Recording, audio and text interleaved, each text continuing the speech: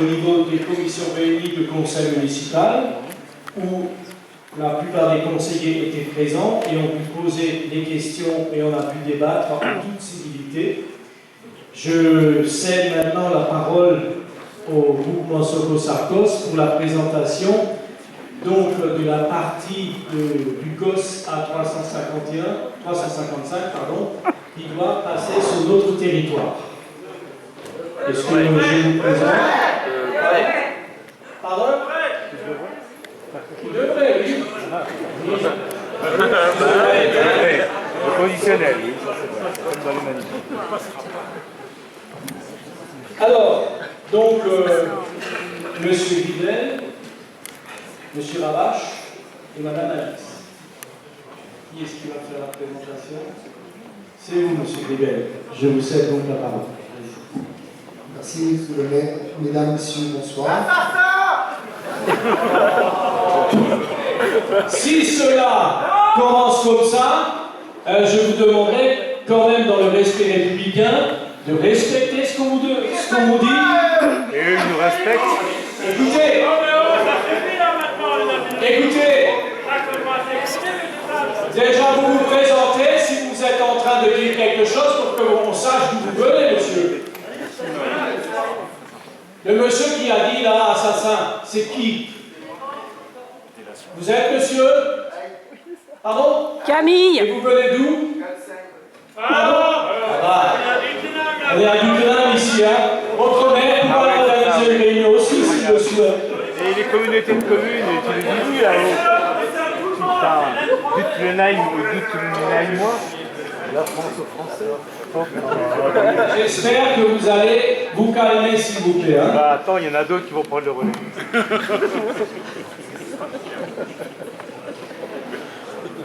Bon, bonsoir. Merci de nous accueillir chez nous, à Duquesne. Nous avons effectivement tenu à présenter le projet COS sur notre bombe communale. On va réaliser la présentation à trois. On va même rendre une belle. Je suis le directeur de projet de la partie conception-construction. À côté de moi, M. Philippe Ravache, mon adjoint, et Margot, directrice opérationnelle de la société concessionnaire.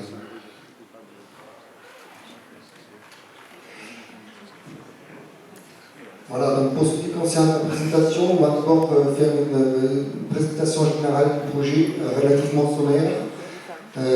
Ensuite, nous allons rentrer en détail pour ce qui concerne la réalisation du projet à Duquesne.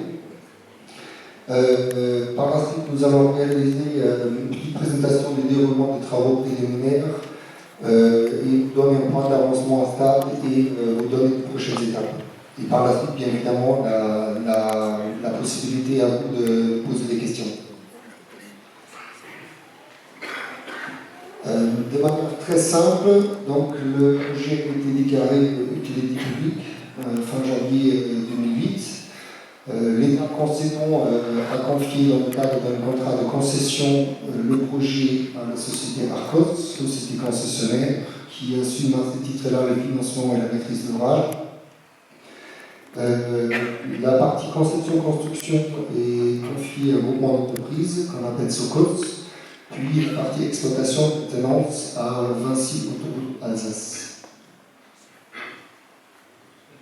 Voilà, donc le plan global du projet, je pense que vous le connaissez déjà. Donc, le projet vise à réaliser une autoroute de 2 fois 2 voies d'environ 24 km en reliant l'échangeur nord sur le banc Menenheim à l'échangeur sud.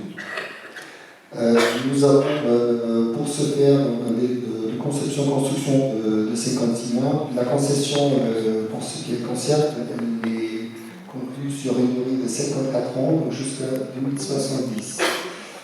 Le projet autoroutier, donc, il est composé bien évidemment de multiples ouvrages, dont nous avons une cinquantaine à réaliser, de viaducs pour franchir la vallée de la Bruche et le canal et la ligne de TGV dans le nord avec le Naïm, franchie couverte, ainsi que nous parlons environ d'un volume de terrassement de 4 millions de cubes. Voilà, en quelques mots le planning. Dans les 56 mois de réalisation de la partie conception-construction, nous avons démarré depuis le début de l'année dernière avec la première phase du projet, savoir les études et les procédures administratives. Donc les études de conception en premier lieu, puisque aujourd'hui le projet n'est pas conçu.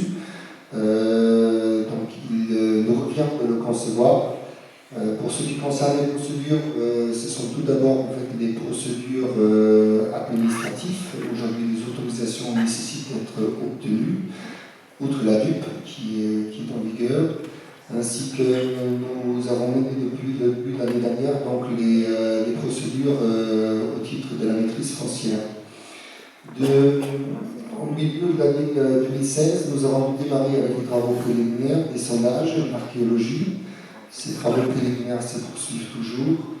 Il en est même avec bien évidemment les procédures foncières, parce que sur très probablement un grand périmètre du projet, nous avons à réaliser un aménagement foncier donc, qui est donc réalisé sur la maîtrise d'ouvrage du département. Ainsi qu'aujourd'hui, nous avons programmé le démarrage des travaux fin 2017, début 2018.